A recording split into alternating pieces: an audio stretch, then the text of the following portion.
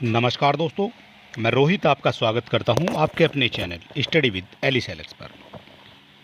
आज हम आपके सामने लेकर आए हैं जनवरी से जून का महत्वपूर्ण करंट अफेयर की क्लास, जो आपकी सभी परीक्षाओं के लिए हो जाती है इम्पोर्टेंट। ये वो क्वेश्चन है जो आपकी सभी परीक्षाओं में पूछे जाएंगे। इसी तरह के क्वेश्चन पूछे जाते हैं आपकी परीक्षाओं में। तो चलिए इम्पोर्टेंट क्वेश्चन हो जाते हैं। जनवरी से जून का पिछले जो है ये 6 महीने का लगभग करंट अफेयर हो जाता है और एक एक करके देख लेते हैं सभी क्वेश्चन। तो चलिए देर ना करते शुरू कर लेते हैं आज के हमारे पहले क्वेश्चन से। सबसे पहला क्वेश्चन आज का हमारा हो जाता है, हाल ही में संयुक्त महिला अधिकार और लैंगिक समानता मंच के 69वें सत्र का अध्यक्ष किसे नियुक्त किया गया है। 69वें सत्र की बात हो रही है संयुक्त महिला अधिकार और लैंगिक समानता मंच के। तो अध्यक्ष किसे नियुक्त किया गया है ये आपको बताना है। तो इसका अध्यक्ष नियुक्त किया गया है आपका सऊदी अरब को। ठीक है, ये सऊदी अरब को इसका अध्यक्ष नियुक्त किया गया है। ऑप्शन नंबर ए हो जाता है इसका करेक्ट आंसर। और सऊदी अरब को 2025 में अपने 69वें सत्र की अध्यक्षता करने के लिए नियुक्त किया गया है। संयुक्त राष्ट्र में सऊदी जो राजदूत हैं अब्दुल अजीज अल वसील को बुधवार को अध्यक्ष चुना गया है। ठीक है, ये क्वेश्चन इंपॉर्टेंट है आपकी सभी परीक्षाओं के लिए। 69वां सत्र हो जाता है, सऊदी अरब को जो है इसका अध्यक्ष चुना गया है। क्वेश्चन नंबर 2 हो जाता है, हाल ही में अंतर्राष्ट्रीय बाजरा वर्ष 2023 का समापन कहाँ हुआ है। समापन हुआ है अंतर्राष्ट्रीय बाजरा वर्ष जो मिलेट वर्ष है, मिलेट ईयर जो चलाया जा रहा था गवर्नमेंट की तरफ से, उसका जो है समापन हुआ है। तो इसका समापन हुआ है आपका रोम में। ठीक है, रोम कहाँ है? रोम है आपका इटली में। तो रोम में जो है इसका समापन हुआ है। सेम क्वेश्चन आपसे पूछा जाएगा आपकी परीक्षा में। खाद्य और कृषि संगठन ने 29 मार्च 2024 को रोम यानी इटली में स्थित अपने मुख्यालय में अंतर्राष्ट्रीय बाजरा वर्ष 2023 का समापन समारोह आयोजित किया है। मार्च 2021 में ये कब से शुरू किया गया है? तो मार्च 2021 में संयुक्त राष्ट्र महासभा ने भारत के एक प्रस्ताव के बाद 2023 को अंतर्राष्ट्रीय बाजरा वर्ष घोषित किया था। ठीक है, ये कब किया गया था बाजरा वर्ष? तो ये 2023 को किया गया था अंतर्राष्ट्रीय बाजरा वर्ष, और इसे 70 से अधिक देशों ने समर्थन भी दिया था। ठीक है, ये आपको याद रखना है। 2023 में जो है अंतर्राष्ट्रीय बाजरा वर्ष घोषित किया गया था। ठीक है, ये हो जाता है international year of millet 2023। Question number 3 हो जाता है, हाल ही में हॉकी इंडिया ने किसे पुरुष वर्ग में वर्ष का सर्वश्रेष्ठ खिलाड़ी नामित किया है। वर्ष का हो जाता है सर्वश्रेष्ठ खिलाड़ी, तो ये कौन हो जाता है? हॉकी इंडिया ने जो है वर्ष का सर्वश्रेष्ठ खिलाड़ी नामित किया है, तो ये किया गया है आपका हार्दिक सिंह को। ठीक है, हार्दिक सिंह हो जाते हैं। और बात करेंगे इनके बारे में। स्टार भारतीय मिडफील्डर हार्दिक सिंह और सलीम अटैटे को यहाँ छठे हॉकी इंडिया वार्षिक पुरस्कारों के दौरान क्रमशः पुरुष और महिला वर्ग में, तो ये पुरुष हो जाते हैं, ये आपकी महिला हो जाती हैं, और वर्ष के सर्वश्रेष्ठ खिलाड़ी के पुरस्कार से सम्मानित किया गया है। अगर पुरुषों की बात करेंगे तो हार्दिक सिंह हो जाते हैं, महिलाओं की बात करेंगे तो सलीमा टेटे हो जाती है। और महान खिलाड़ी बलबीर सिंह सीनियर के नाम पर दिए जाने वाले दोनों पुरस्कारों में 25-25 लाख रुपए की नगद राशि दी जाती है। ठीक है, नगद राशि दी जाती है, इन दोनों को मिले हैं 25-25 लाख रुपए। अगला क्वेश्चन है हमारा, निम्न में से किस राज्य के बिहू ढोल को जीआई टैग मिला है। बिहू ढोल को जीआई टैग मिला है, ये कहाँ का हो जाता है? तो बिहू, ठीक है, ये असम की जो है बहू के नाम से चर्चित है। बिहू हो जाता है ये असम से संबंधित। ठीक है, बिहू ढोल जो है ये असम से संबंधित हो जाता है, जिसको जीआई टैग मिला है। वर्ष 2024 में पेरिस ओलंपिक के लिए क्वालिफाई करने वाली एकमात्र भारतीय भारोत्तोलक कौन खिलाड़ी हो जाती है? एकमात्र भारतीय खिलाड़ी हैं 2024 के लिए पेरिस ओलंपिक के लिए क्वालिफाई किया है। तो इसका जो करेक्ट आंसर है ये आपका हो जाता है सी यानी मीराबाई चानू। ठीक है, ये हो जाता है इसका करेक्ट आंसर। अगर आप किसी क्वेश्चन का आंसर जानते हैं तो आप हमें कमेंट बॉक्स में लिख सकते हैं और अपनी तैयारी को परख सकते हैं।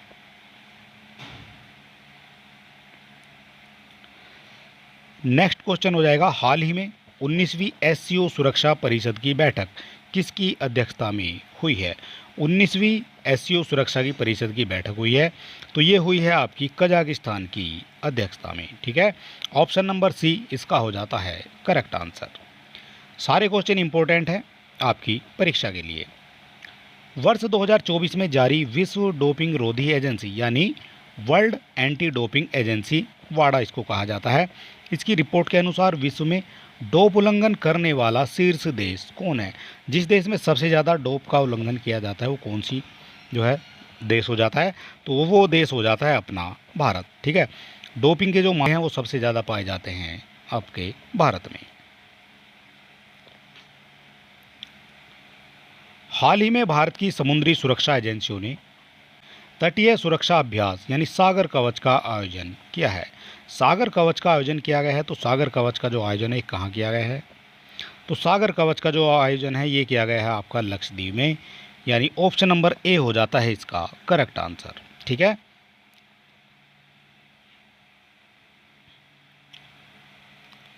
दो 2024 में प्रकाशित पुस्तक द आइडिया ऑफ डेमोक्रेसी के लेखक कौन है।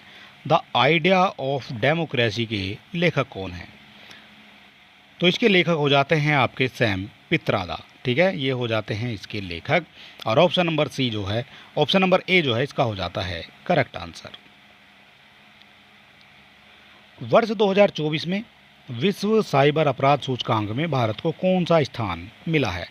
विश्व साइबर अपराध सूचकांक की बात हो रही है, तो इसमें भारत को कौन सा स्थान मिला है, तो इसमें भारत को मिल जाता है आपका 10वां स्थान। ठीक है, 10वां स्थान मिल जाता है भारत को विश्व साइबर अपराध सूचकांक में वर्ष 2024 के लिए। हाल ही में कृत्रिम बारिश के कारण कहां पर बाढ़ का प्रकोप देखा गया है। कृत्रिम बारिश कराई थी वहां पर जो है, और वहां पर जो है बाढ़ आ गई है, तो ये हो जाता है आपका यूएई। ठीक है, यूएई हो जाता है, कृत्रिम बारिश हुई थी और वहां पर जो है बाढ़ आ गई है। हाल ही में लता दीनानाथ पुरस्कार से सम्मानित किया गया है। लता दीनानाथ पुरस्कार से सम्मानित किया गया है, तो ये सम्मानित किया गया है आपका अमिताभ बच्चन को। ठीक है, अमिताभ बच्चन को सम्मानित किया गया है लता दीनानाथ पुरस्कार से। ऑप्शन नंबर बी इसका हो जाता है करेक्ट आंसर। भारत के नौसेना प्रमुख के पद पर किसे नियुक्त किया गया है। भारतीय नौसेना के पद पर पूछा गया है किसको नियुक्त किया गया है, तो ये नियुक्त किया गया है आपका दिनेश कुमार त्रिपाठी को। ठीक है, भारत के नौसेना प्रमुख के पद पर दिनेश कुमार त्रिपाठी को नियुक्त किया गया है। अगला क्वेश्चन हो जाता है पृथ्वी दिवस से संबंधित। पृथ्वी दिवस किस दिन मनाया जाता है। पृथ्वी दिवस आपसे पूछा गया किस दिन मनाया जाता है, तो पृथ्वी दिवस मनाया जाता है आपका 22 अप्रैल को। 22 अप्रैल को पृथ्वी दिवस हो जाता है। 22 मई को आपको हो जाता है जैव विविधता दिवस। ठीक है, ये जैव विविधता दिवस हो जाता है आपका 22 मई को, और 1 मई को हो जाता है आपका मजदूर दिवस। ये भी आपको याद रखने हैं। विश्व के पहले ओम आकार के मंदिर का उद्घाटन कहाँ हुआ है। विश्व का पहला हो जाता है ये ओम आकार का मंदिर, इसका जो उद्घाटन है वो कहाँ हुआ है, तो इसका जो उद्घाटन हुआ है वो हुआ है आपका राजस्थान में। ऑप्शन नंबर ए हो जाता है इसका करेक्ट आंसर। ये विश्व का पहला है ओम आकार का मंदिर है, इसलिए इम्पोर्टेंट भी हो जाता है। किस तरह का मंदिर है यहाँ आप देख सकते हैं इमेज के माध्यम से, बिल्कुल ओम के आकार पर जो है बनाया गया है। ठीक है, ये आप देख सकते हैं इमेज के माध्यम से। ओम आकार के इस मंदिर को ओम शिव मंदिर के नाम से जाना जाता है, और यह मंदिर राजस्थान के पाली जिले के जद्दन गांव में स्थित है। ये भी आपको याद रखना है ओम मंदिर से। हाल ही में 900 साल पुराने चालुक्य शिलालेख की खोज कहाँ हुई है। चालुक्य शिलालेख की खोज हुई है, 900 साल पुराना शिलालेख हो जाता है, तो इसकी जो खोज हुई है ये हुई है आपकी तेलंगाना में। ऑप्शन नंबर डी हो जाता है आपका करेक्ट आंसर। हाल ही में पहला परमाणु ऊर्जा शिखर सम्मेलन कहाँ आयोजित किया गया है। जहाँ भी आपका पहला या पहली लग जाता है वो इम्पोर्टेंट हो जाता है, ये सब आप जानते हैं। और ये कहाँ पर जो है हुआ है, आयोजित हुआ है, तो ये आयोजित हुआ है आपका ब्रुसेल में। ऑप्शन नंबर डी हो जाता है इसका करेक्ट आंसर। पहला परमाणु ऊर्जा शिखर सम्मेलन ये हुआ है ब्रुसेल्स में। अंतर्राष्ट्रीय फुटबॉल में 150 मैच खेलने वाले पहले भारतीय खिलाड़ी कौन बन गए? यहाँ भी आपसे पूछा गया है पहले कौन बन गए हैं, तो पहले आपके बन जाते हैं Sunil Chhetri. Option number C हो जाता है आपका करेक्ट आंसर। 150 मैच खेलने वाले पहले भारतीय हो जाते हैं सुनील छेत्री। हाल ही में चर्चा में रहा POEM-3 मिशन का संबंध किस अंतरिक्ष एजेंसी से है? किस अंतरिक्ष एजेंसी से इसका संबंध हो जाता है POEM-3 का? तो इसका संबंध हो जाता है आपका इसरो से। ऑप्शन नंबर डी हो जाता है इसका करेक्ट आंसर। POEM मिशन का संबंध इसरो से हो जाता है। वर्ष 2024 में चीन स्थित विश्व बिल्डर्स हॉल ऑफ फेम में किसे शामिल किया गया है? हॉल ऑफ फेम में किसको शामिल किया गया है वर्ष 2024 के लिए? तो ये शामिल किया गया है आपका पंकज आडवाणी को। ऑप्शन नंबर डी हो जाता है इसका करेक्ट आंसर। 2024 में चीन में स्थित है विश्व बिल्डर्स हॉल फेम में पंकज आडवाणी को शामिल किया गया है।